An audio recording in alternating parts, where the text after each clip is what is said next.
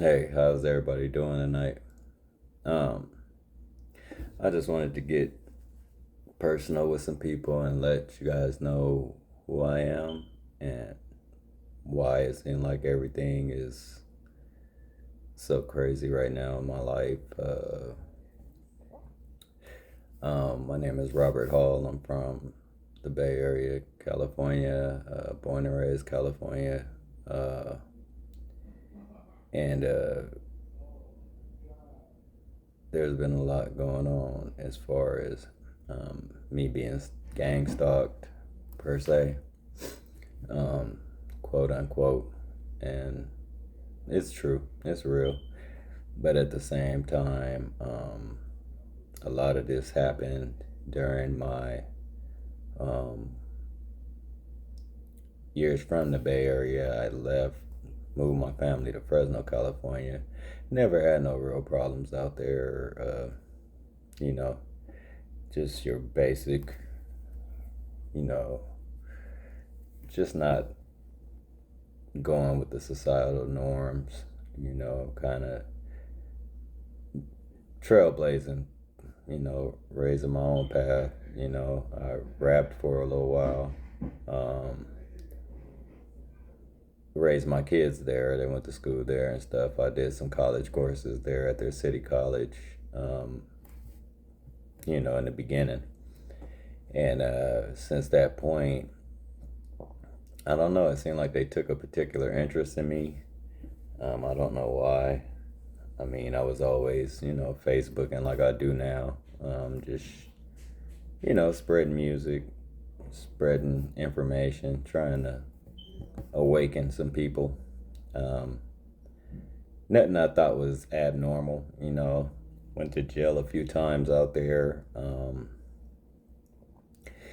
And after a while, it just became like I started just seeing these same faces, pastors, you know what I mean? Different people that came to they had their ministries inside of the jail. Um, so I met a lot of them, and they were always telling me about the rescue mission and everybody that was there about the rescue mission and how we should, come see them when we got out, or to try and change our lives and stuff. I didn't. Nobody thought nothing ill of it or weird. You know what I mean? So at this point, at some point, I want to say, I end up, having some issues. Me and my kid's mom, and I ended up, you know, going to jail. I got out. Um, at this point, we're not together. We broke up. So at this point, at that point, I had some talks with my probation officer who told me to just, stay away from the family, go my separate way and just try and find a program. So I did. I went to several programs.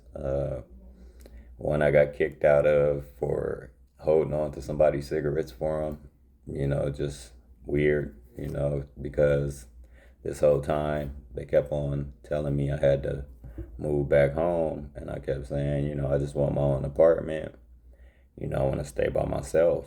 Um, that wasn't being reciprocated, or not reciprocated, but that wasn't being, taken lightly. Like they was taking it like personal, that I just said, you know what, I don't feel like that's where I need to be. At the time I had a protective order against, myself. So wasn't thinking nothing of it. I'm just like, okay, listening to my probation officer, he was a cool guy, Mr. Rodriguez. So sends me to a inpatient program that allowed you to work. So, got me a job at the dump, worked, uh, continued to maintain gainful employment, which was the standard of my probation, for me to go and report back to court to let them know I'm working and I'm doing things, civilized, being a citizen, quote unquote. So I'm doing what I gotta do, sleeping on the streets. At that time I was in that program, that was the turning point. They ended up kicking me out, like I said. Somebody left their cigarettes out there. I picked them up and didn't really recognize I had them. and they went through the camera, and I was kicked out. But I forgot I had them on my person because I have my own packs of cigarettes. Like I just ordered pizza for everybody, so I'm like, I'm not gonna steal a pack of somebody's cigarettes. Like they was gone for a minute, forgot they was on me. So anyway, that situation was ugly. They seen me doing what I had to do, and I was actually, you had to give them money to put up for you to get a place. So they seen that I was really serious about putting my money up, and they, had a not large portion of money in mind. So at this point, they like, oh, he's not gonna do it, and that's, I think that was the thing that set him off. So, they let me out of there. Um, Ended up being on the street for a while. So I'm on the street. My kid's mom like, hey, just go. She tried to send me to a program. I guess I didn't know at first, but she was volunteering there.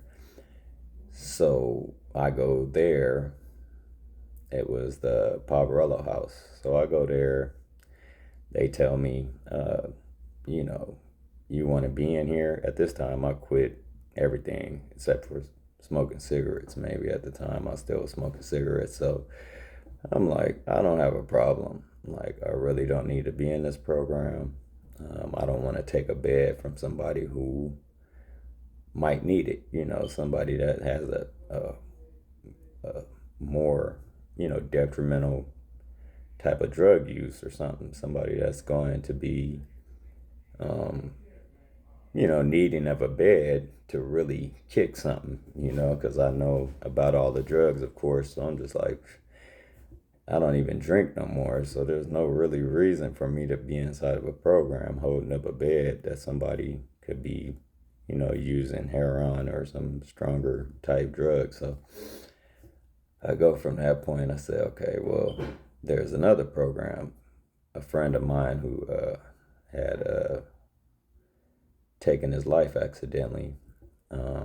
His son, I ran into him, and he said, hey, go to this program, and it's the Fresno Rescue Mission Christian program.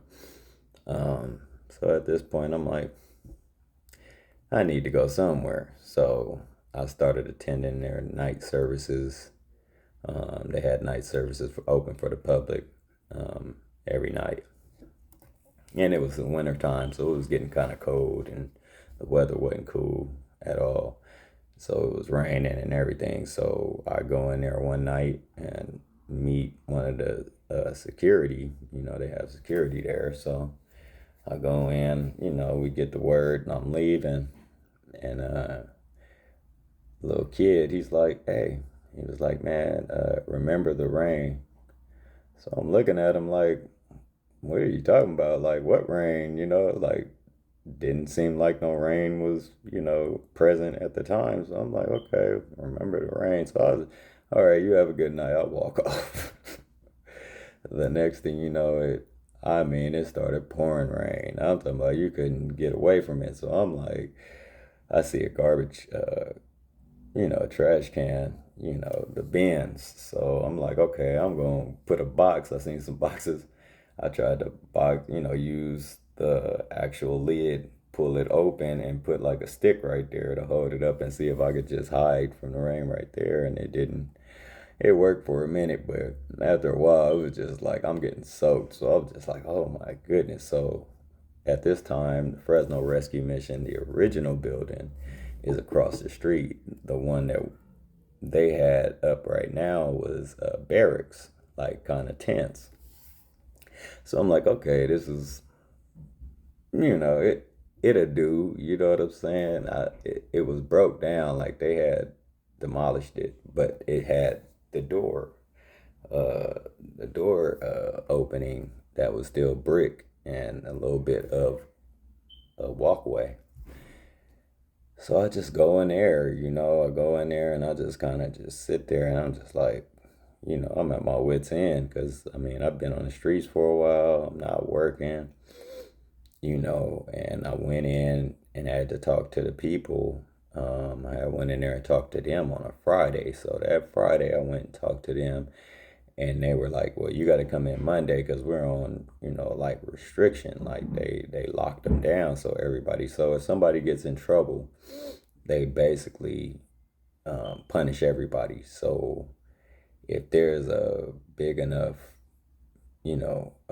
offense that's been made, basically what they do is they lock down the building. Nobody can go to visits, nobody can leave, and it's up to them how much time you actually don't get your actual visits and stuff like that, or your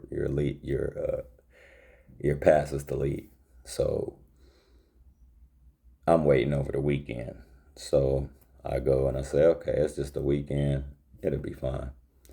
So that rain came. I went to go lay inside of this hallway or this walkway or whatever.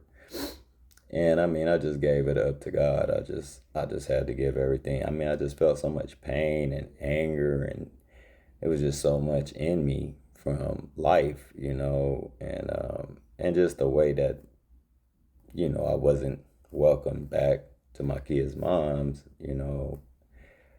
as we often break up. So I'm just like, you know what? I go up in here, it's raining, I'm wet, I'm soaked, my toes, my shoes, everything. I'm just soaked, and I'm just like, I just cry out to God and just tell him to just take all the pain, the hurt, the anger, just take it out of me, just take it away. And it actually worked. I mean, it felt like somebody pulled like a stake out of my chest, and it felt like I had this open wound in my heart. And I told the people when I got there, I was just like, like I don't know what happened. From that moment, people talk about how God works, and they say it's, oh, I can't quit smoking, or I can't quit drinking, or like it's instantaneous. Like that moment right there, just everything it felt like. And then I just felt like I just had this open wound. It was just crazy. And in the 3 days, it kind of reminded me of a scripture in the Bible where they talk about how I guess they were like trying to, threaten uh, Yeshua, and saying like they was going to, like he said he'll tear down this temple and re-raise it in 3 days. And that was the craziness of the situation because it was a Friday, and by that Monday, which the weekend, you know, I was walking, talking, I was in the spirit. So a lot of people flocked to me because I wasn't tempted by the things they was tempted to, and a lot of the things that was going on in there, it was like I had some type of blinders on. Like, when you take offense to something, you normally speak out like, hey, what y'all doing? Like, y'all ain't going by this the right way, you ain't doing it. But a lot of my energies were focused more on being grown into something. Like I would always tell God to just, whatever it is that they have me do here, if I don't know what I'm doing, just grow me in it. And it actually turned out that those things were happening, and I was just wondering, like, how am I doing this? A lot of the stuff that they had going on in there, as far as when I first got there, it was basic stuff, just cleaning. We would mop, certain crews would go mop and clean, and we did stuff like that in the beginning, bathrooms and showers and uh, you know, bed areas and the chapel. And then at some point, I got elevated to the chapel assistant, which my job was to take prayer from people, pray for them. They had directed me to go to the community care, which was where a lot of homeless people were able to sleep, to live there for 30 to 90 days, up to 90 days, to look for work. And they had rooms and, beds and stuff like that there. So I would go over there on my spare time as chaplain assistant and go clean, the rooms and, minister to a lot of the constituents that live there. So, excuse me. So at that point, I just got really good at service, and service was my thing. Like, I started to show a lot of gratitude for um, my position, but not only that, just the fact that I'm living somewhere rent free. My lights was free, my food was free. We ate, every day, um, 3 times a day. Had all the little, quirks to it. And it really was a good experience for me at the time until I just started noticing a lot of fraud, fraudulent things going on.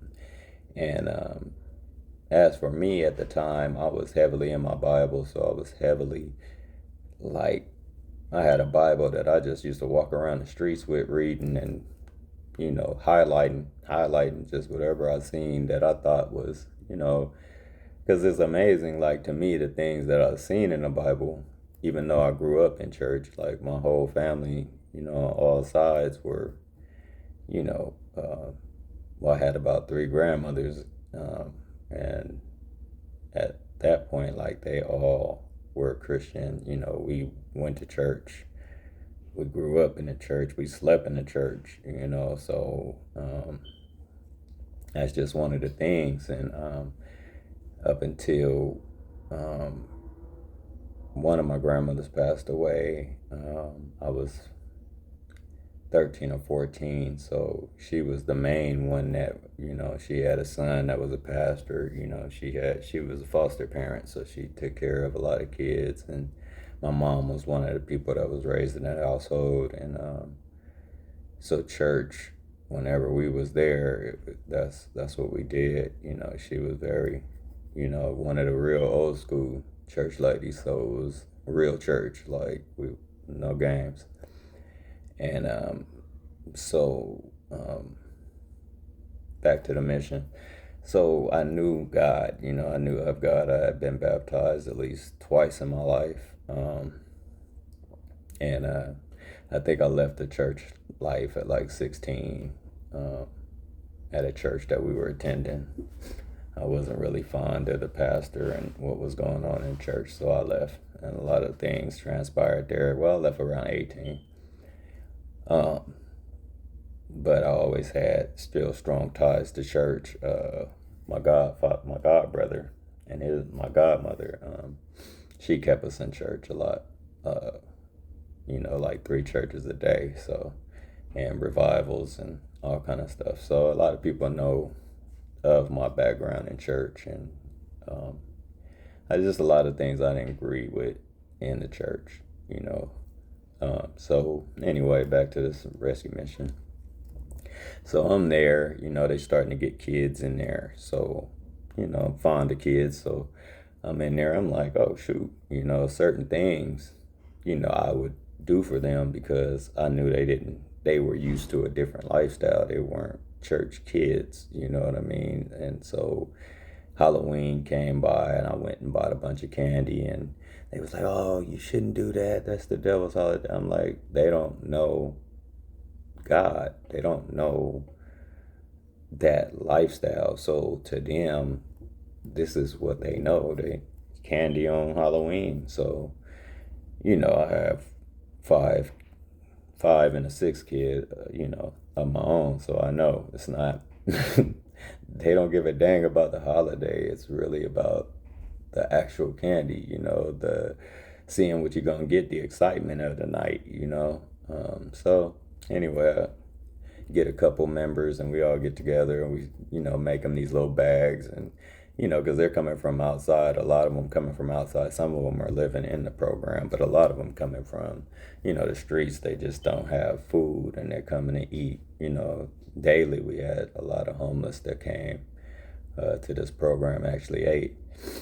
But as we started getting kids in the program, I started noticing little things, and I'm just like, why ain't they getting a place?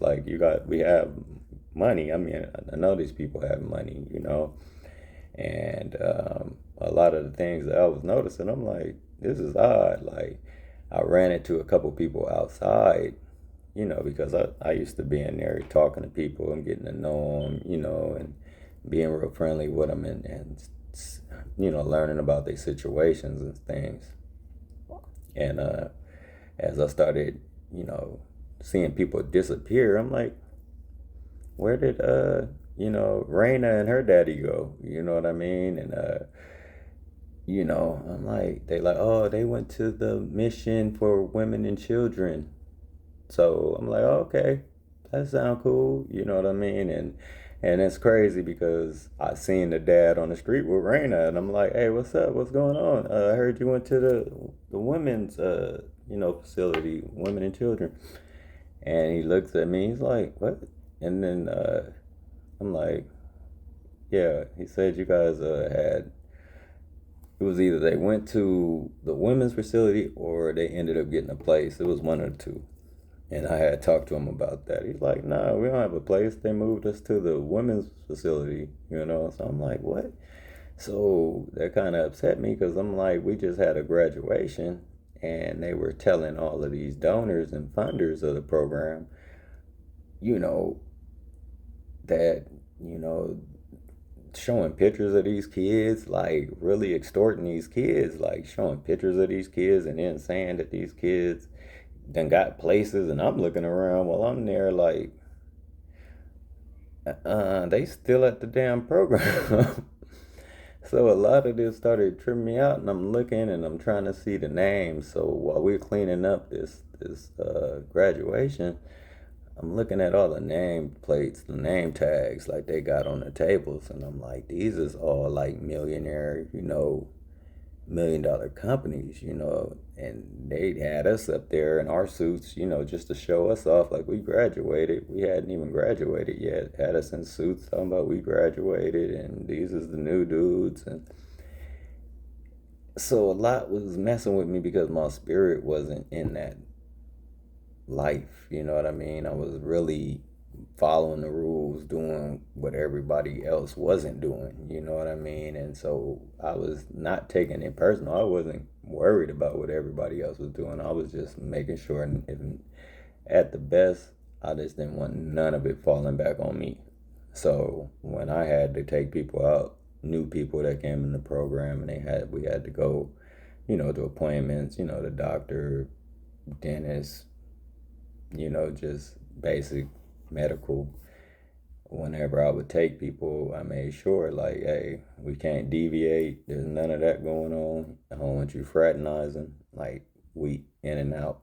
We doing this, getting on this bus. Don't tell me what bus we getting on, how we getting there, because we can go right back to the program, and it's a wrap. A lot of people respected me for it. A lot of people kind of was like, you really not playing, like you serious, this is you. I'm like, yeah. They're like, oh, they was like, I heard, but I didn't think it was like that. You know what I mean? Like, yeah, man, yeah, it's straight. I want to graduate this program. I want to, move on to whatever I'm going to do next. So, I graduated there. I got my GED through adult school. Started wanting to take classes for college. I was going because I had a prior DUI, so I was trying to. I had took my classes for DUI classes. They was $5 a session, so they helped me. My counselor, he was pretty cool though. It was cool. Frankie, he helped me, you know, with the money. He said, if keep doing how you doing because you're doing real good. I'll help you with the money for you to just, because we couldn't work. So we had to live and work for free, So, um, so after a while, in my DUI classes, they started trying to throw stuff in the mix to make me miss classes, like not being in the office so I can get out, like just certain weird stuff, you know what I mean? And then there was a girl named Wendy that used to come, and I guess she's been she's been a person that's always came through there, and I got to know her over the months I was there, seeing her. I not really knowing her because she was kind of, uh, how would you say, like ill, so mentally ill, or she just had some issues, and you know, every time I seen her, she would come by and ask for something. "Oh, can I get some donuts? Can I get some oranges?" So I would sneak her the stuff, go give it to her. It wasn't like sneaking it because it was just regular food. So I would take it and, hand it out, give it to her. And so from that point, we had a good rapport. So I guess one night I'm walking up to the office because I think I'm just leaving. I'm just actually coming back from my DUI class. So I'm coming back and I'm about to walk off, and she's like at the gate, and she's like beat up and just tore up, like somebody just had sexually assaulted her, it looked like. But I'm on the opposite of the gate, and they tell us don't talk to nobody on the other side of the gate. Well, this is Wendy. So I'm just like, "Are you okay?" I'm like, "What's going on?" I said, "Go to the front and ask them to call 911." You know what I mean? I said, "Go get help, Wendy. Go ask them to call the ambulance or the police for you." And she just drops to the ground and let out this scream. And I'm just like, "Oh my gosh," she's grabbing her stomach. And so I'm just like down on the ground of my side of the gate. And I'm like, "Just go, go to the front, go get help. I need you to go up and go get some help." And one of the other brothers seen me and walked by and said, they didn't say nothing. They just looked at me like, and then went in there, and I guess they told on me. But they have cameras outside the building, mind you. So the cameras is watching me from the opposite side of the gate, trying to assist. So anyway, they take my pass for me to leave on the weekend, and they said they would review the cameras, and after that then they would make a decision. So at this point they make a decision, "Oh, we seen the cameras, we reviewed it, yeah, you can't talk to nobody on the side of the gate." I'm like, ain't Christian behavior. I'm like, this is really some, fraudulent. Like, why would I be in trouble for something that I'm trying to help someone, in need? And she been coming to this place before I even got here. So, you know, they give me the punishment, whatever. I had to, not do this and that. So that kind of messed with me a lot too because of the way I am, always giving, always trying to help somebody. And I feel like, at that time too, my spirit was so strong. So it was just like, you couldn't get me not to help her. You know what I'm saying? I don't care. I would have jumped the gate if somebody was right there, trying to beat her up. You know what I mean? So you wasn't going to get me on no level of that. So, I started after a while, started noticing like a lot of people grew to me, even a lot of people who worked in the office, in the executive office, CEO office or whatever. And after a while, people just knew I was always smiling, always happy, always, willing to help somebody, serving. And I started noticing people leaving, but it wasn't like they was leaving for good reasons. You know what I mean? Like, they would see me. I would come in the office and clean sometimes and everything, and they'd always be smiling and like, "Dang, he just got the best like personality, just real laid back and just happy," and started to notice like people started leaving. I started seeing them with boxes. Like a lot of women started leaving. I'm looking. I'm like, "Where are you going?" And they like, "You you take care," and start crying and stuff. Like I'm looking like, what is going on? Like, why is y'all leaving? Like, you know what I mean? But they're looking. They just like something is going wrong, totally wrong, and they trying to get away from it. Like this ain't cool, And so I started noticing that, and I'm just like, man. But my spirit is just regular, so I'm not feeling no threat or nothing going on.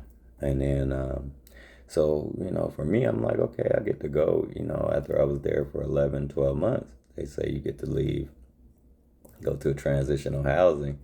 And all my brothers, all the people that I came up with in the program, who I got close with, and we did meetings and classes together and did services together and going to same church meetings and stuff like that.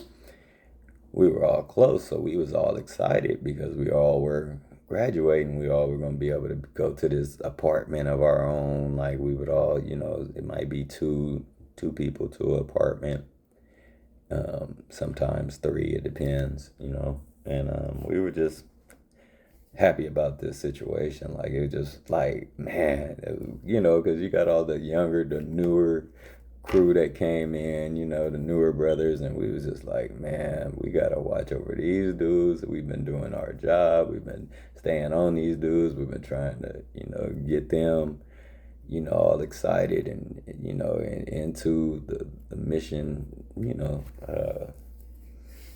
I guess to say like the ideas and how everything goes. And, it wasn't easy. A lot of times we'd get locked down because people were sneaking phones in and just doing stuff out of character.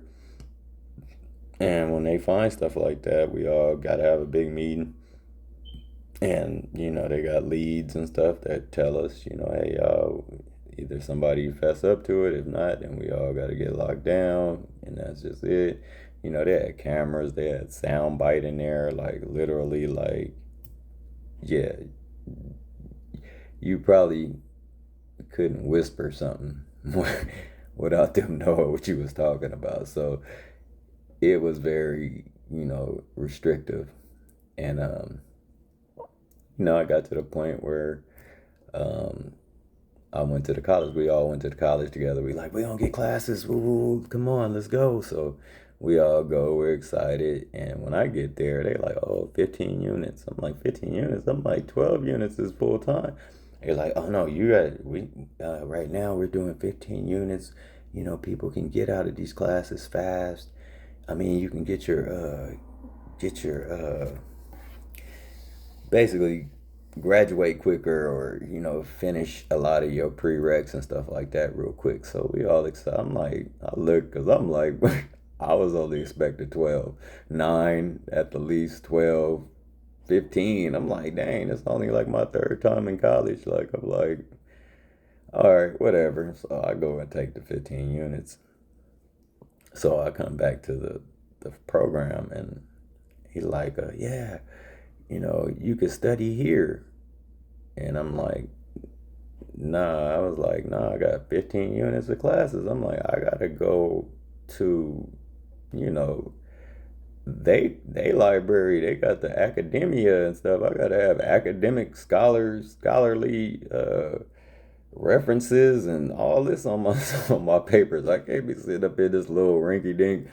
They try to put me in the same lab that they had for me to do my GED. I'm like, bro, this is not even it. I would have to research, like literally go on the internet and research.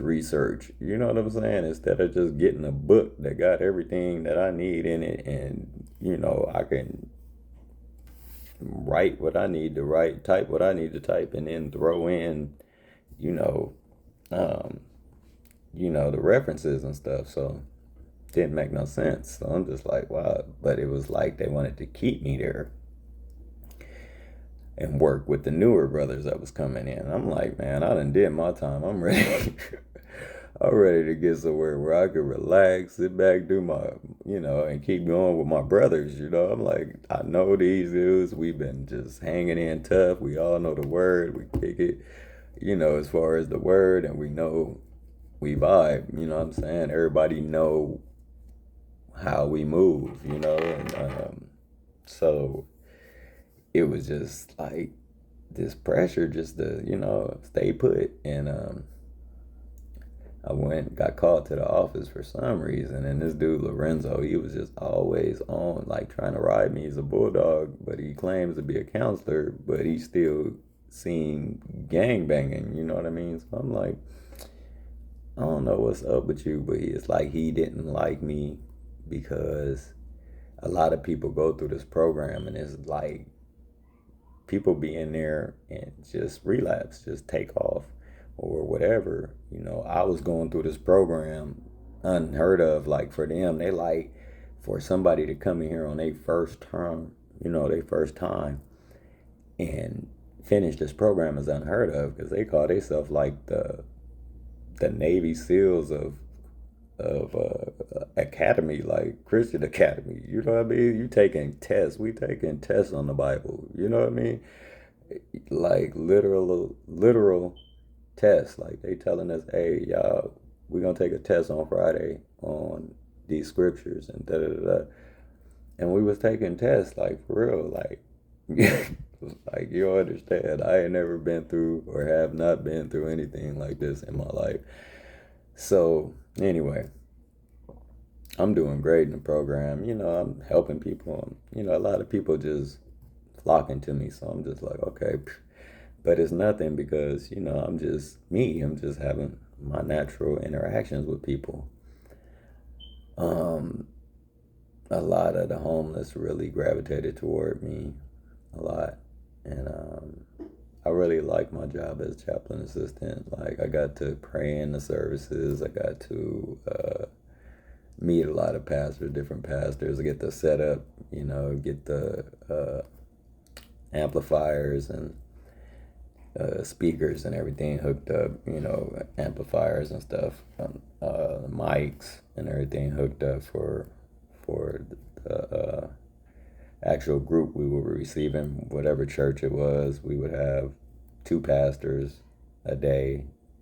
Um, I think it was two during the day, yeah, and then three we would have to go to, yeah, we had to go to three meet churches on the weekend. So we would have one in the morning on Saturday or Sunday in the morning, um, before breakfast, and then we'd have another one, a meeting that we would have to leave and go to of our own at our own church. And then when we came back, we would have one immediately after dinner. And then that'd be our night or whatever. So we were seeing pastors like daily. It was. I'm not saying it's a bad program as far as um, the routine. Not too bad. Um, just the people. I think a lot of the stuff that was going on with me was the fact that a lot of fraudulent. They be taking like food from the kitchen. Just certain donations they grabbing and taking home. Just seemed like to me like this was donated for the actual people it was donated for. You know what I mean? And that wasn't a part of what I thought, Christians should be doing. I mean, you have a house, you work here, you have money, you can take care of your family, through your own means. Now I could see if you going up there and asking and saying, hey, let me get this much of this or whatever, and they like, oh, just go ahead and take it. But just to be like pulling your car up and throwing stuff in the back, like just didn't seem right. So after a while, I just started like not feeling it. I started like rebelling a lot more. I feel like the more I started seeing wrong being done, especially with the kids and the people there. It kind of started to make me feel like I didn't want to be around these people, especially after I seen what happened at the graduation and how they were telling these people. I mean, the CEO came up there with his daughter talking about she used to play with Raina, and I'm like, you don't even know Raina. Like, we take care of Raina. Like, y'all don't take care of these kids. We be in there throwing the football with them and having, little moments with them when we can, you know what I mean? And trying to, uplift and keep them happy. Like, and we know the situation of homelessness. Like, actually, when I think back, I actually was in that program when I was a kid. Like, I remember the basketball court because that's where we stayed. And I think that was the battered woman shelter at the time that they had. So, I remember being in the community care facility, and I knew it. I was like, why does this feel so familiar? And so basically, I got kicked out of the program because of the units I had got. Lorenzo, I guess he felt like I did it on purpose. He's like, oh, you just don't want to be here no more. And I'm just like, um, I'm graduating. Like, I'm supposed to be going to, to transition. So what does it matter? I'm not going to be here anyway. I'm just, I'm going to be going to college. I'm going to be right up the street from the college if I'm at transition.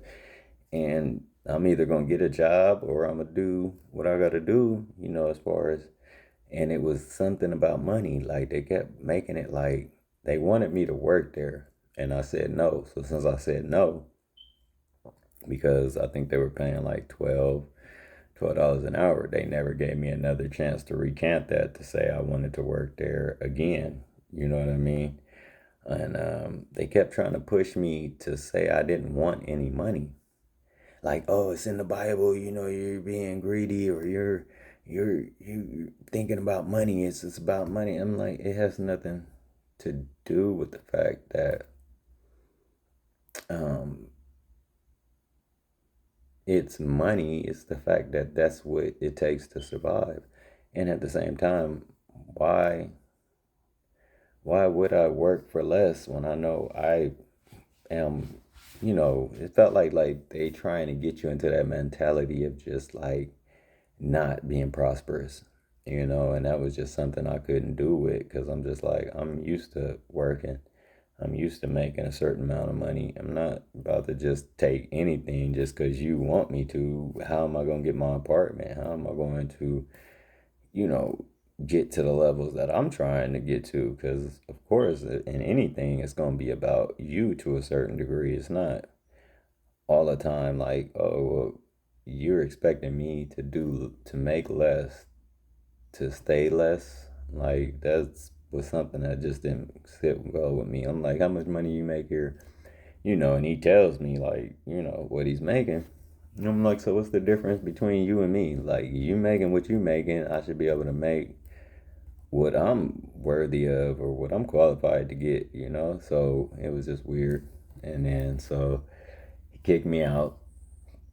He was like, oh, we can't work with you no more. And I'm like, why is that? We just can't work with you because because we actually had a conversation about the classes and stuff, and he seen that I wasn't backing down on doing my class stuff. So I was just like, no, that's my units. I got to take them. I already signed up for it. I'm not getting, W's on my educational record. You know what I mean? So he was just like, well, wooty wooty woo. I'm like, well, I'm sorry that I already took them. That's what they said I got to take. I'm getting ready to go to transition.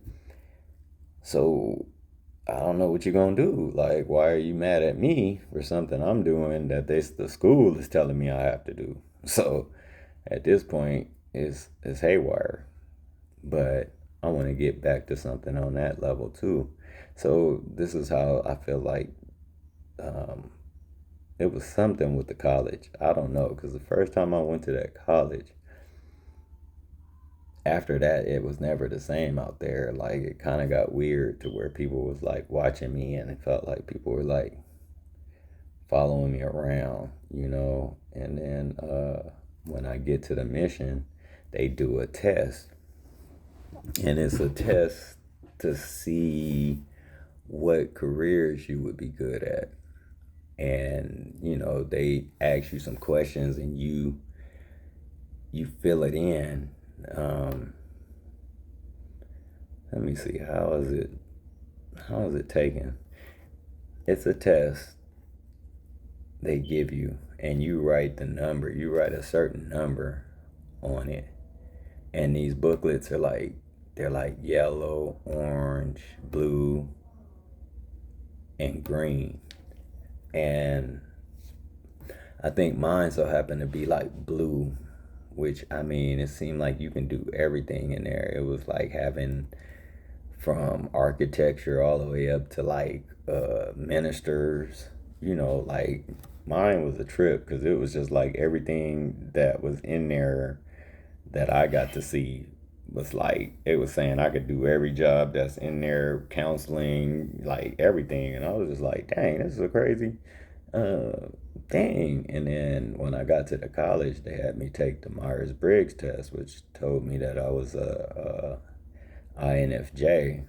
And I think a lot of people should go to college. I think this is some hidden stuff that they keep from us, uh, like our personality traits and basically your I don't know what aptitude that is, but for me, it's like an empath, an intuitive, uh, thinking, uh, thinking, feeling, judging. I think that's how it goes, something like that.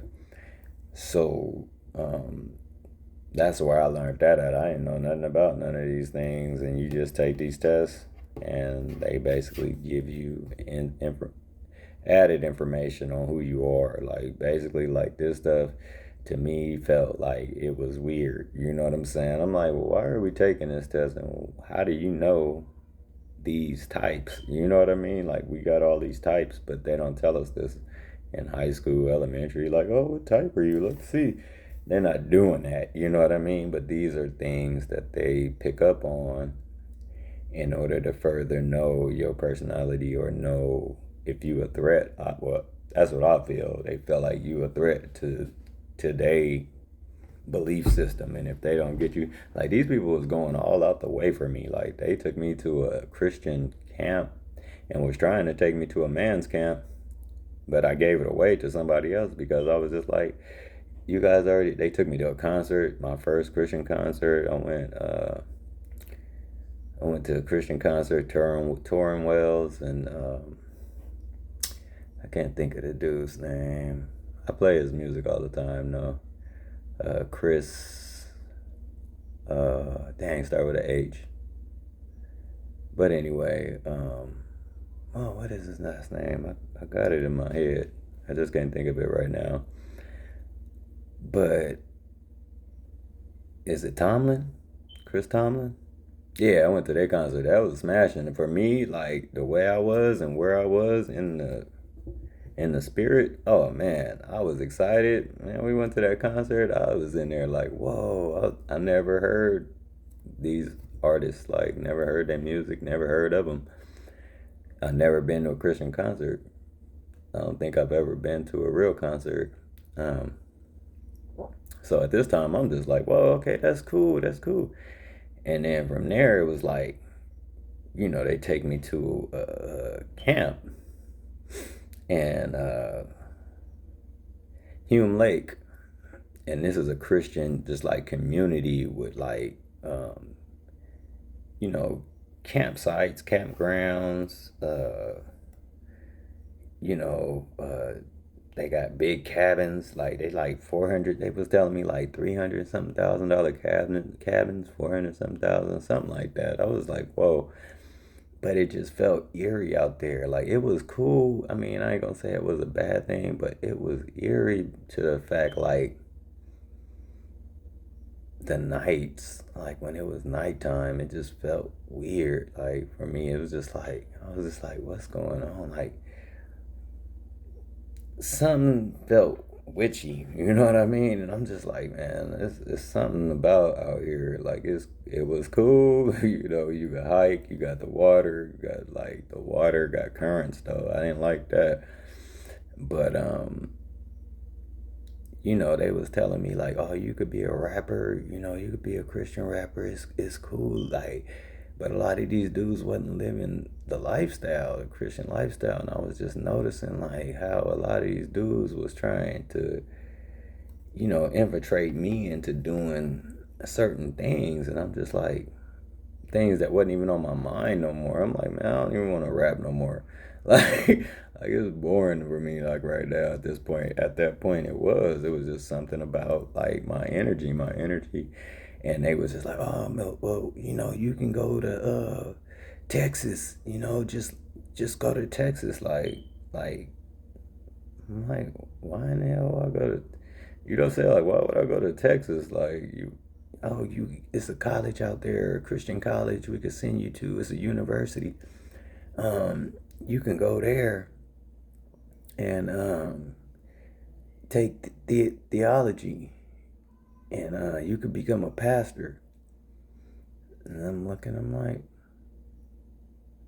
like, I don't really want to do that. Like, I don't, I'm like, I done went home. My family don't even recognize me. They don't even like me. You know what I mean? Like, oh, baby mama started crying when she seen me. Like, I mean, my kid's mom, she started crying when she seen that I was the way I was and I was saved and stuff. She was just out of her mind. Like, she kept trying to drag me out the program. I'm like, I'm not leaving this program. Like, and everybody would tell you, they'd be like, man, a woman is the quickest way out this program. They said, we done seen it happen before. And like, she would just like, I started, because she had ended up with a car and everything.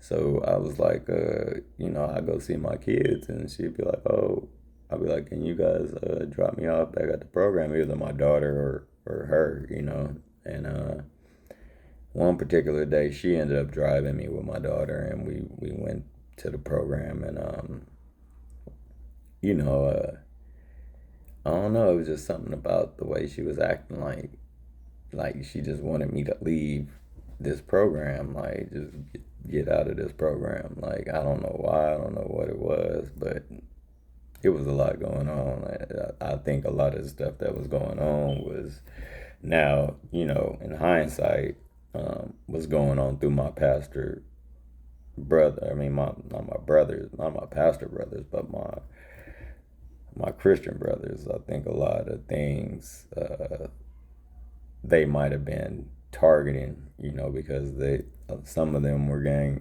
ex gang members, or Christian from gang ties or whatever. So I think a lot was going on while I was in there, and they was mad about something. I don't know. Maybe my baby mama was seeing somebody while I was in there, or I don't know what was going on. All I know is that for some reason she wanted me back home bad, and I just wasn't doing it. Um, this is after she had put me out. I had to get my stuff out the trash can. So I was just like, I'm not going back there. Like, if I got to go get my stuff out the garbage, I'm hot. And then, I couldn't even find, I went and got my stuff out the trash, and I'm looking for my MacBook because it got all my raps and stuff on it, my poems, everything. So, I come back a couple of days later, like, yeah, where my MacBook at? Like, can I get to this so I can, get for me, I'm mad. So I'm like, I'm about to take off. This is this before I got in the program and got saved or whatever, or before I got saved before I went in the program, because it was weird. I didn't think you could get saved on the street like that, but it happened. So I'm thinking like, I need my MacBook because I'm leaving. If I'm leaving, I'm about to get rich. That was the first thing on my mind is like, I need my MacBook. I'm about to go put this song out. I'm about to come up. The revenge spirit was in me then. So I was like, oh, okay, I'll show you. So I don't know what she did, but she took that. My kids wouldn't tell me where it was. Nobody knew where it was. And I'm like, I know for sure. If you threw all my stuff in the trash, and her brother called me, like, not even like 10 minutes before I even walked over there to go get my stuff. He's like, bro, I don't know what's wrong with her, but she threw all your stuff in the trash. So I'm like, okay, I'm going over here. I'm gonna go pick my stuff up out the trash because I was already sleeping outside, outside in a sleeping bag anyway. And shoot, it was just a few bags. I mean, it's just, clothes, and I knew I was gonna go get in the program anyway because my probation officer was not having it. He's like, just stay away from that house. Do not go over there. Do not have nothing to do with them people. Straight up. Realest thing somebody ever told me, because I'm usually the guy that gotta go fix it. And he was like, nah, he was like, you stay away from that house. And I didn't know why, but he was just like, stay away from them. And I did, for the most part, I listened to him, because I knew what I was facing. I'm not going to nobody jail behind some stupid stuff just because I'm breaking, somebody order. And at the time, my judge was not playing with me either, so I really was not trying to be in that light. So I ended up getting through with probation in like 12, I think it was 12, 13 months, because they said if you do good, I had 3 years, but they said if you can go with no trouble for 13 months, I can get or early, kicked off early. So I did that. I was in that program for like at least 11, 12 months, 11 months, and was going because it's a 16-month program. So I was trying to go all the way. I was like, I'm going all the way. I'm going to transition. They did not want me, like nobody wanted me to get my own place. Don't you need Section 8? Don't you want Section 8? I'm like, Section 8? I'm like, Section 8? What does Section 8 got to do with me working and going to school and going to transition into an apartment that I can make money and put up money and eventually, like they say, transition. So a lot of the stuff started getting weird. I started seeing people in different places, people wearing sunglasses when they driving by, like a whole bunch of people. Like it was just like a gang stalking in the town. I'm like, I'm getting gang stalked in the town right now. Like this crazy. But actually, when he put me out, it ended up being a blessing because when they put me out the program, I had money from financial aid. So financial aid had gave me at least like $1,200 or something like that. So I went and stayed in a motel. And this is around 2018. So I go stay in a motel. Let me see, 2019. I got out 2018, 2019. I went to college and they put me out. So when they put me out, I went and I got the actual room at the motel for a while. My money started to kind of dwindle and stuff. So then I ended up because I had a mentor and he was kind of off. There was something wrong with him too. Yeah, he was kind of off, and I couldn't really tell him nothing because every time I tried to tell somebody, when I thought about telling people stuff about what was going on in the mission, a lot of people would give me a look like they couldn't trust like me or something. Like it felt like they was all in on it and it was something that they all knew about. So it felt like I'm going against they code. And so I ended up meeting a lady, a Hispanic lady, um, while I was going to college and I was out of the program, and she introduced me to uh, CMAC. It's a audio recording studio. They do actual TV. They got like TV recording studio. They got the actual recording studio, and what else? Video equipment, stuff like that. And she was trying to get me to be her what do you call them? Apprentice. Yeah. So she had me in an apprenticeship with her, to where she was having me pass out flyers and stuff like that, about her magazine she was coming out with, Yo Soy. And so I was working with her, and she was taking me to certain events and stuff that she would have, and have me set up certain things, put up certain cameras and stuff like that. And, it was more um, interesting to me to learn these things because I was like, oh, I could actually use some of this stuff. So, we got pretty cool and bonded, and she started telling me stuff about the history of Fresno and this is what she was trying to get out too. It's a lot of corruption. So, me and her, as I'm telling her about the corruption at the Fresno Rescue Mission and stuff like that, we both were into it like, man, we need to write a story on it and get it out. And we were getting to that point because it was a lot going on, and for me, I couldn't like hold it in no more. Like a lot of the energy and a lot of the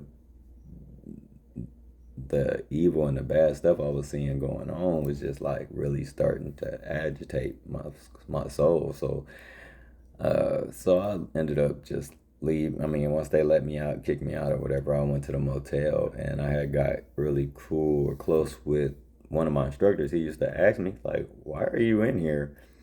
And I was like, um, you know, I ain't have nowhere to go, so I ended up in a program. I told him how I'm on probation. I had to be in the program. So he actually, once he found out that who had kicked me out and that Lorenzo had kicked me out, and he was like, "Why they always kick out the good ones? They let all these people, that ain't doing right stay, but they kick out all the people that really got a fire for God and stuff." And I was like, I don't know.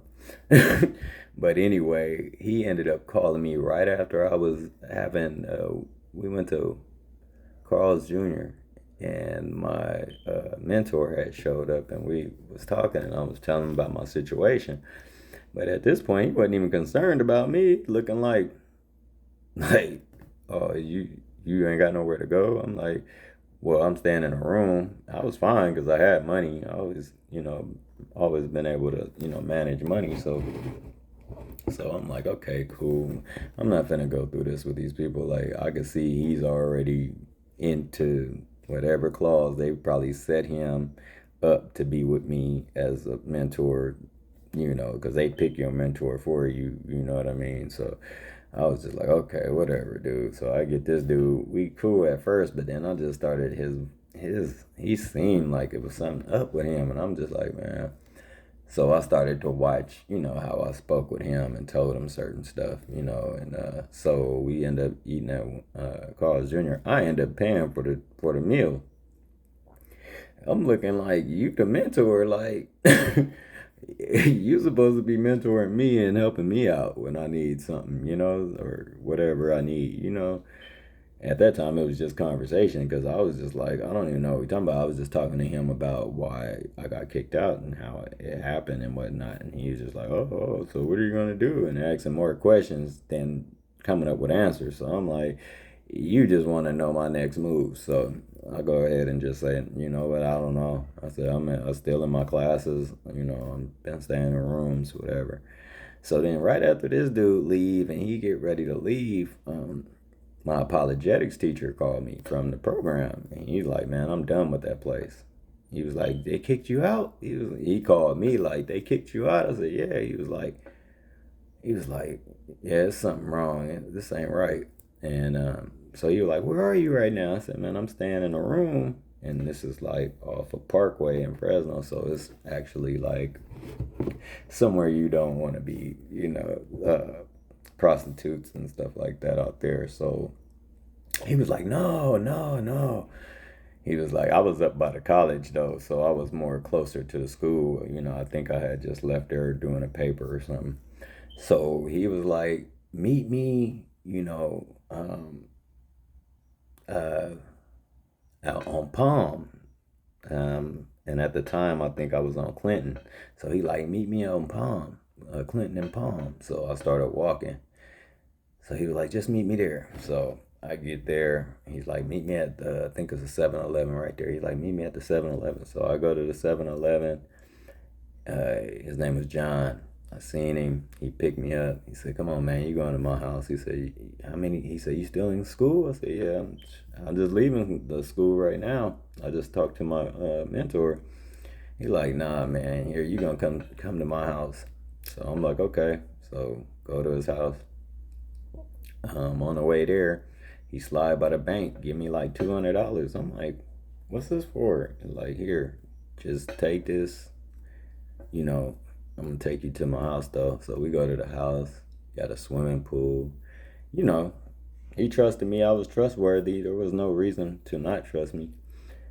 So I stayed there. He said, you're gonna finish your classes at the most. He said, you're not just going out like that. He said, no, you're gonna finish your classes so you can stay here until you get to where you finishing your classes. And yeah, He said, but when if you make it, if you whatever you do, you better not forget about me. Like you better let people know that it was me. You know, I helped you. You know what I'm saying? I was just like, it's man, come on, John. I'm like, man, I appreciate it. You know what I mean? I appreciate it. I did because though I had money, you know, it was just like, what am I gonna do when this runs out? You know, to that point. And he gave me that 200, and I went and I took my kids to see the Sonic movie that weekend. And he was like, "What happened?" I was like, "Oh man, I took my kids, you know, to see Sonic, and we had some yogurt." He was like, "Man, that's good. That's good." He was like, "I'm glad you went and spent time with your kids and stuff." And I was just like, "Yeah." I was like, "I appreciate that, man." I was like, "I'm gonna pay you back," but at the time, I started getting ready to like. I didn't really have money like that, and I still got to give him some money though. I still, at some point, once I get up, you know, I'm gonna make sure I send him something. He's a nurse, not a nurse. He's a uh, doctor's, how you say it, assistant, surgeon assistant. I think it's a surgeon assistant at community hospital out there in Fresno, California. So John, if you get ever see this, man, I appreciate you. On my way. But anyway, he was a great guy, really great guy. Knows everything as far as defending your faith. If you have faith in whatever it is, God, like the apologetics class is basically defending uh, your religion, you know, all the way down to if the earth is pushed over just by a millisecond or anything like that, like it's not gonna exist. We're not gonna be here. And so he was very integral person, and that really well liked. Everybody loved John. Like we loved him. We had a few classes. Like it was like college. It was like college for Christians. Like bro, I'm not lying. This had to be one of the schools where it was just. I don't know what was going on. I felt special. Like this is crazy. Like we in here. Like and this program has a long history, I say from 1903. So they was telling us that they had judges, lawyers, doctors, police officers, people that weren't these things when they went through this program, but after they left this program, they excelled and did things in their life because this program, if you get through this program, trust me, you're somebody. Like that's the type of program this is. Like not many people complete this program, and here I come in, you know, and about to get through this whole program in 16 months. Like nobody is appreciating that. None of the brothers, the older brothers wasn't. They was looking like this dude finna just really just breeze through here like it's nothing, like with no marks on his, you know. No, I don't think they liked that very much. A lot of people didn't, and they just didn't like how I was like. And I mean, I'm not normally like that, but the way I was, like I was on it. I was nitpicking, you know, certain things like that ain't of God. Like you ain't supposed to do that. And so, you know, in my word, you know, people would see me walking down the street with just a little Bible. Like I don't know which how you would describe it, but kind of paperback Bible that I used to have. This was like my marker Bible that I would just be whenever I seen something that was interesting to me, I would mark it, mark that Bible up. I marked that Bible up so bad. I had like at least three Bibles though. I kept extra Bibles, but you know, I really started learning the word and knowing the word and understanding to be a doer of the word, which it was just natural for me anyway, because I guess I'm just a natural server.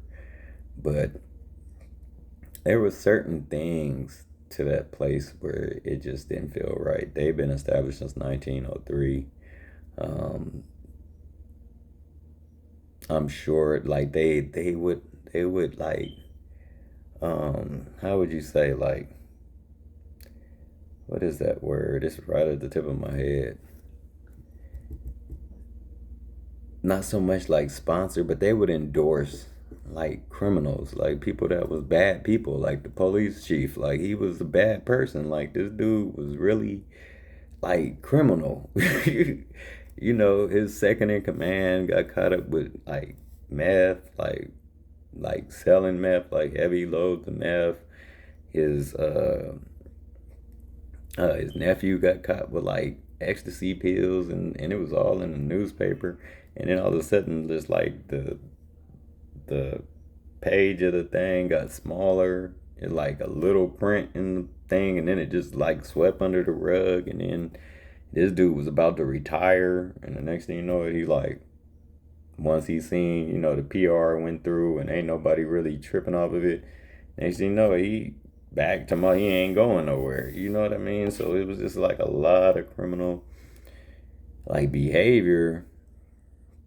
You know, you already hear about like how some gangs or some people out there were like extorting like business owners and just a lot of weird behavior, you know what I mean? So for me, it's just like, okay, but once I started being vocal about how a lot of the stuff they was doing and about it, like I started to notice like the shift in the energy of the people. And not only that, it started to be people leaving and they was crying, like they didn't want to leave, but they was like, they doing something, like it was just like, one of those feelings, but it was like they looking at me as if like it's happening to me, kind of in a sense, or like it's like that's a good person. Why would and they crying? I'm looking like, what's wrong with you? Like I'm just around here happy go lucky serving, you know what I mean? Just,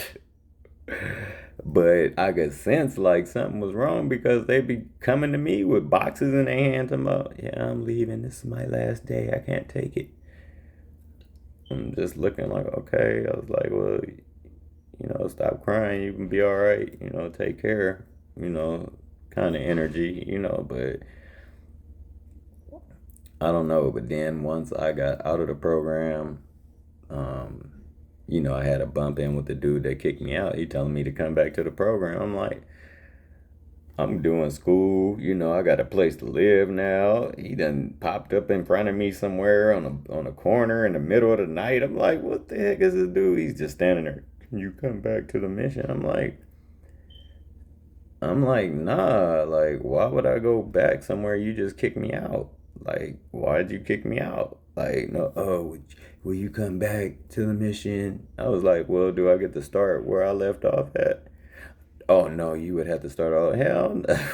Excuse my language. I'm like, heck no, I'm not going back.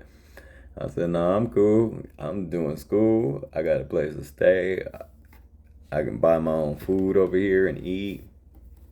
Um, so that was just weird too. But then after that point, that's when I had got real. I finished my classes, a couple of my classes, and I was down to just like one paper for my or one actual one of these, like a video for my uh, public speaking class. And so I had to wait on her, and she gave me a date like in April. So I ended up like contacting my cousin who lives in the Bay Area from Fresno to the Bay. So she came and picked me up one night, and I just grabbed all my stuff. I mean, I kind of snuck out on you, John. I'm sorry about that, but I had to go. It was too much going on. So I jumped in the car with her and moved to my hometown, where I was born. Uh, and my dad, my grandmother, that's their, uh, that's our basic hometown where I was born out there. I was born in a house. Um, so, um, so I go back home and go get a job, working with my dad at a chemical plant. And so I'm working there, you know, it wasn't trying to pay what I was expecting, and I was trying to go for the forklift job. Always, I had my forklift certifications and everything like that, so I wanted to drive forklift. So they wouldn't put me on forklift, but they actually hired me for forklift. But then they kept putting this young dude on there, and it just didn't make no sense. He couldn't even drive the forklift. He was breaking forks off the forklift and all kind of crazy stuff. I'm like, how do you break forks off a forklift, bro? I never, never done that, or seen it done. So I was just like, wow, this dude is he just getting away with stuff. So at this point, I say, well, I find a job out of town, and it paid more, and it wasn't nothing but packaging and stuff like that. So I moved to Fairfield, and I do that job for a few months, for 10 months actually, and for 2022 till they laid a bunch of people off. This job was crazy too. I'm like, how do you guys hire these people that don't know what they're doing? So basically, we had three shifts, and we had three shifts for something that we only needed one. I'd say one shift, but we had two shifts, which didn't make sense because we would be done with all the product and have everything. They wouldn't have work to do if you came in on second shift. You would barely be boxing up a couple couches, and that would be it. And then third shift was just like, it didn't even make sense because you had to have people making pillows in order for you to make couches to be able to package. So if there's nobody working to actually make the pillows, what are they gonna do with a bunch of couches? So obviously this was the night shift that was hanging outside and sleeping behind the couches and crazy stuff. And I was just like, they could be giving us that money and just giving us overtime because we could do everybody's job with no problem. But of course, they didn't do that. This was made in modern Fairfield, uh, California, uh, Cornelia. Yeah, it's off of Cornelia. But anyway, so that job laid me off. They gave me some severance pay. Talking about I ain't never got severance pay for a job that I've been working at for 10 months. So something must have went wrong because they was giving me severance pay and they was saying that I could get a lawyer, and I was like, what I need a lawyer for if you just laying me off? But I'm like, why is you giving me this much money? Like they was trying to give me like $3,600. I'm like, what is $3,600 for? Because y'all don't want to give me no overtime. Like they wouldn't give us overtime. At first they started out giving us overtime, then they started doing weird stuff and not really wanting to give us the overtime no more. And so a guy sued him because he was working like from 3 to like 4:30, and his checks wasn't adding up. So they fired him because he told him his checks wasn't adding up, and they went ahead and took his and he took their butt to court. You know what I mean? I was like, dang, that's crazy. I'm like, they literally fired you because they wasn't giving you the money that you worked for. I'm like, this job's crazy. So then from there, I come to Georgia, and I started working two jobs when I got out here. So I started working. Okay, so that was okay. Let me go back. Okay, while I was in Pittsburgh, yeah, I was working with my dad, and then I went to Fairfield. But at this time, this is 2021, 2019 to 2020, I was in Pittsburgh, and Pittsburgh to 2021 until like November. Then I got the job in Fairfield in 2021 in November 24th. And I started working there. And during my duration of working there, first, my little cousin, she's 21, she got killed. She was 21. She had just turned 20 or 21. Mistaken identity, I found out later. She was shot after a concert, um, which was a cousin of mine who got killed. One of my very close cousins. We always visited their family all the time and stayed with them growing up. So he died in 2007. He was shot in front of his son. They were trying to rob him and trying to get him and his son to go inside, inside the apartment, and he fought him off and was shot and killed. His son was probably 14, 15 at the time, visiting from Texas. Um, and so this is the same family members. This is his daughter that got killed. Um, 20, the end of 2020, I think she got shot coming back from a concert in Oakland, and was shot in Antioch, California at a 7-Eleven by some kids. I had attended her court case for a little stint. Um, and Prior to that, the next year, my cousin, her uncle, the brother of her father that was killed in 2007, um, he was murdered the night after his mama died at her house. Um, the night after, they were getting together to talk about arrangements and stuff like that. And a friend of his brother that passed um, came to the house to visit. He was basically raised by their mother. They know him the kids know him as a godfather. He shot my cousin in the head outside um, of the same house that his mom died in the night after. So I was going through a lot. Um, I was supposed to be there. I was calling after his mom passed to come visit. I was like, "You need me?" Like, basically, he didn't answer the phone, but I left messages trying to see if I don't want him to be in a bad mood and we arguing. I just wanted to like be able to see if he was all right and go, be there. Um, I kind of, you know,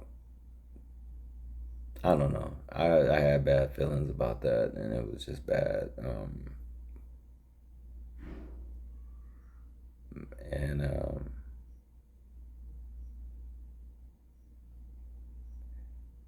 Yeah, this was a hard time. I had from then to 2022. Um, I was on unemployment. I had gotten a car accident 2021. No, 2022 in November. I was rear-ended and messed up my back and my neck, and so I had therapy. I had to go through. Had to go through therapy, um, the chiropractors and stuff like that for about 6 months, and yeah, I thought that pain would never go away. I mean, as far as like my body, I didn't think I'd be the same, but it healed. I mean, I went to the gym and I started, when I got out here, I went to the gym and I started working out. And it wasn't feeling good then. I don't know what happened, but just one day, like, I started laying on started using the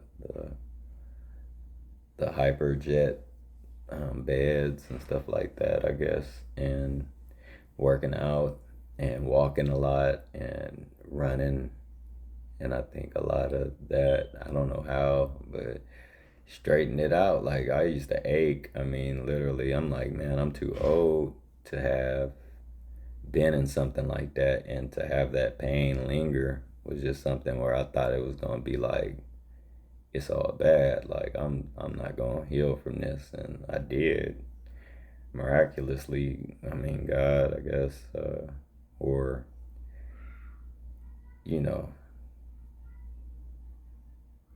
the guy Gene, I would say, or something, just kicked in, and I just healed. And once I healed, I just didn't stop. Like, I worked two jobs when I got here. I worked at Waffle House First time ever seeing a Waffle House, working for a Waffle House. I worked for Waffle House and I did a lot of temp jobs, warehouse jobs. A lot of people out here, I don't know what it was, but I don't know.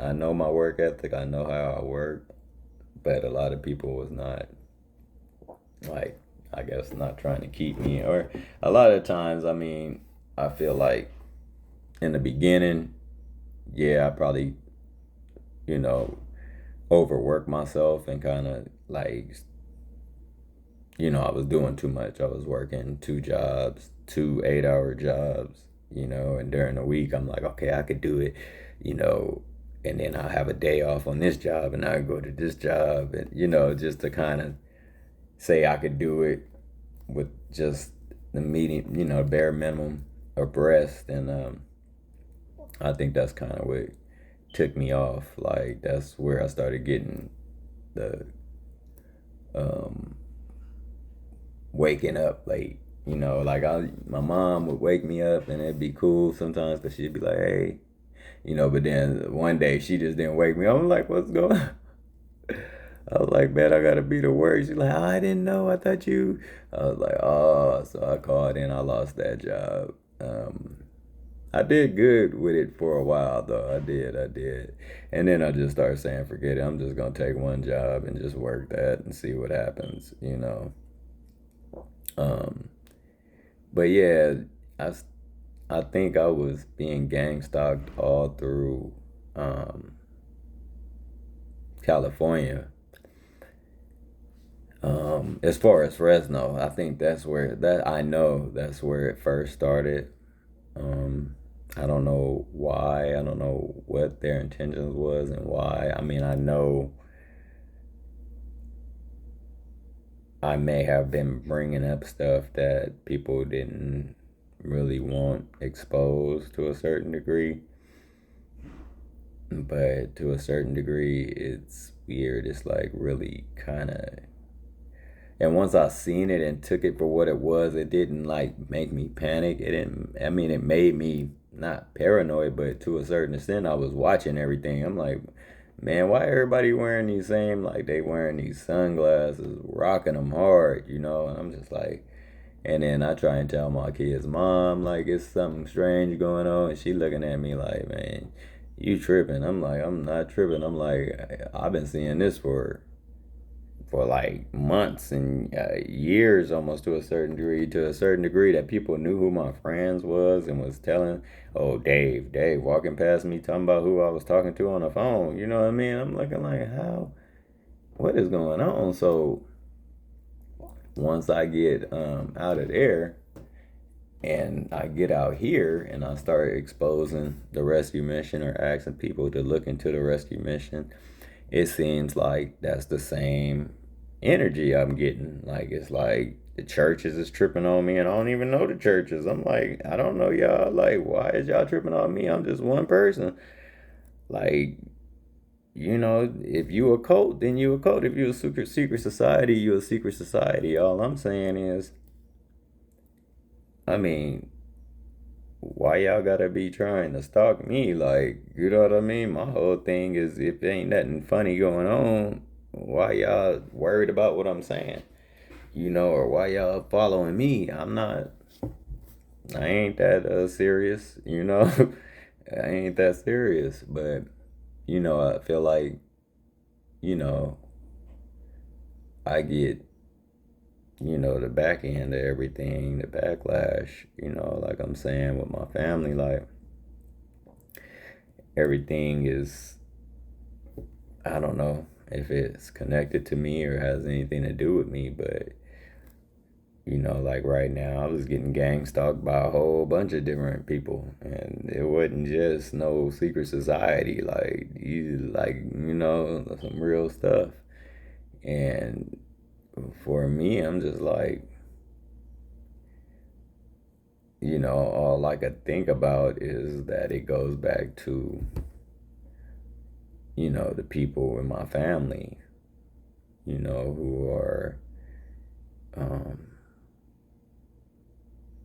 not so uh, bright about situations of uh, extortion or people trying to,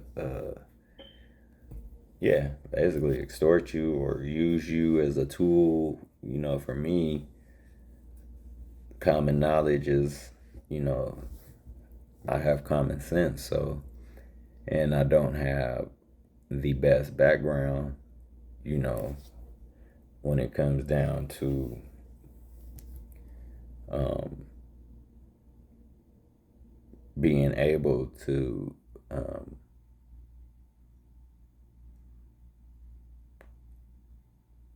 not judge something of that character or see something of that character. So for me, I watch a lot of things just because of my background and where I come from, and um, like I said, I grew up in the streets. Like my parents, we were homeless a lot of the times. I went to like 8 to 9 different elementary schools. Um, I came up in poverty, homeless, sleeping in cars, sleeping on the streets, sleeping in abandoned houses, apartments, sleeping in washer and dryer apartment, washer and dryer rooms where you put the quarters in, to put the heat on, sleeping in Greyhound bus stations, bathrooms.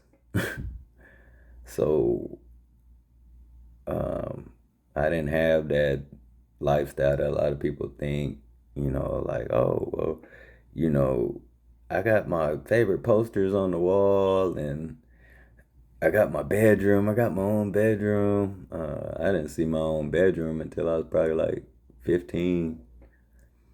Um, my mom had got a house. Yeah, probably around 15 years old. So I don't know about all that as far as that stuff go. So I mean, even now being homeless, I've been homeless, so it don't phase me to be in the streets. Or my dad done had tents. We done slept in tents, so like I kind of grew up, um, sleeping. We put a tent by the railroad track sometimes and just sleep in that. So I know poverty. I would say below poverty.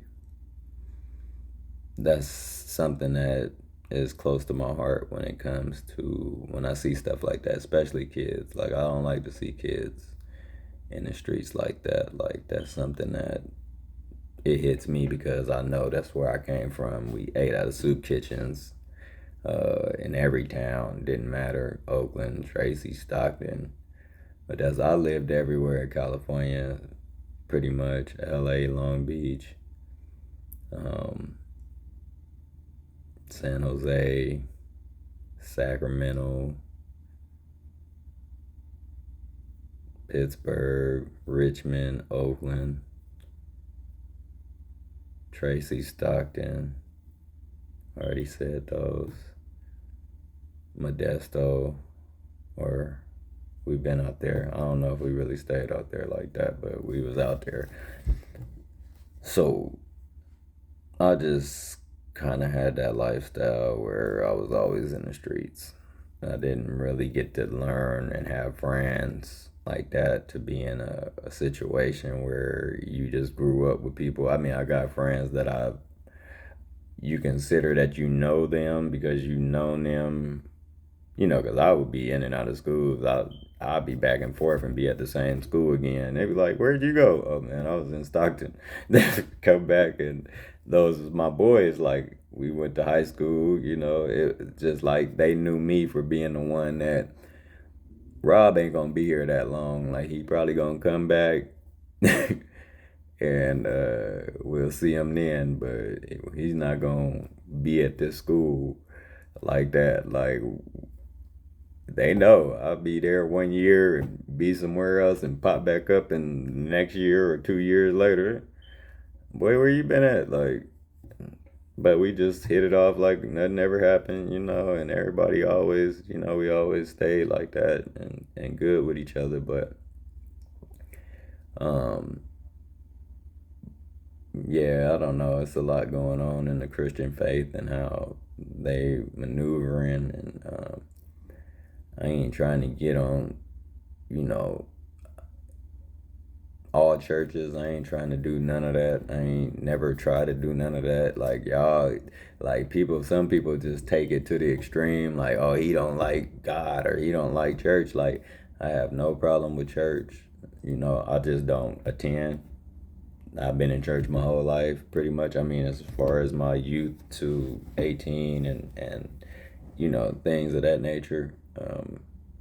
I've I've just seen too much go on in churches, and I just really don't like the atmosphere. I don't like to be around a lot of gossip and people that gossip and people that say they holier than thou, and you seeing them and they ain't really living that lifestyle, and so I don't really find myself around those type of people, you know, and that's just me. Like, I'm not pretending to be nothing, or I ain't trying to make nobody be like me or do nothing that I do.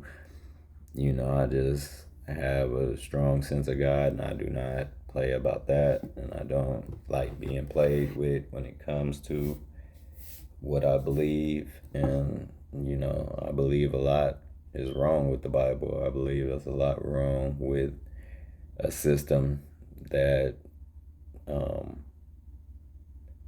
does just as much corrupted things as anybody else in the world, like extorting people the same way as anything else. That's not of God. You know what I mean? And last time I checked, God ain't really ever really been in no synagogue preaching nothing. He would be probably considered your street uh what you call it, pastor, or have a street ministry the way he's described in the Bible. So I really don't understand where we get all this information about how he is the church. That just seemed like that's something that was thrown up in there. And it's something about that institution of how you want somebody to give they last, and that never sat right with me either. Like, give your last to be broke. Like why do you encourage somebody to not have no money? Like, that's a sign of control to me, because if they say power is money, then why would I be broke if unless you want all the power? you know I would like to add up from it, but I ain't never been greedy. And just how I came up, I know how to go without money, but that's not what we supposed to be promised, our birthright. We supposed to have abundance, live abundantly. So I don't know. All I know is that so far the church has let me down, and I don't know if it's because I speak the truth or they don't. uh, that's not something that I would sit anywhere and just accept anything from anybody, especially any institution that makes way more money than a lot of places that you can look around and see, or anybody that got a CEO for a church or any type of organization that's just off that's a little bit off topic. Like, we supposed to be in here, you getting donations, and you a nonprofit organization, but you got a CEO.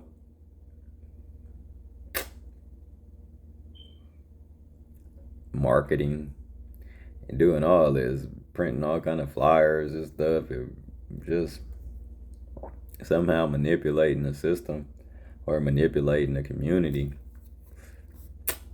into you know some type of false belief of what you really doing behind the scenes is a lot. And I don't understand that. I don't understand how people don't see that. Like, they is not watching, what's really going on. And that's how we get caught up, because we believe these people got our best interests. And a lot of times, look how the Pope's been doing little boys and stuff like that. Like, a lot of these people is really the devil posing as your pastor or prophet or whatever you want to call him. So, I mean, that's all I got to say for right now. It's almost 2 hours of recording. I thought I was just going to get on here and just spit something real quick, and it ended up turning into a whole session. So, I mean, y'all, my name Robert Hall. I mean, most of my friends call me Rob. I think I'm gonna come up with Rob the Spiritualist, um, and change it over uh, with the Chosen Nation emblem. But if you like this video, please like, subscribe if that's even available to you. And I'll be talking to you. It's nice meeting y'all.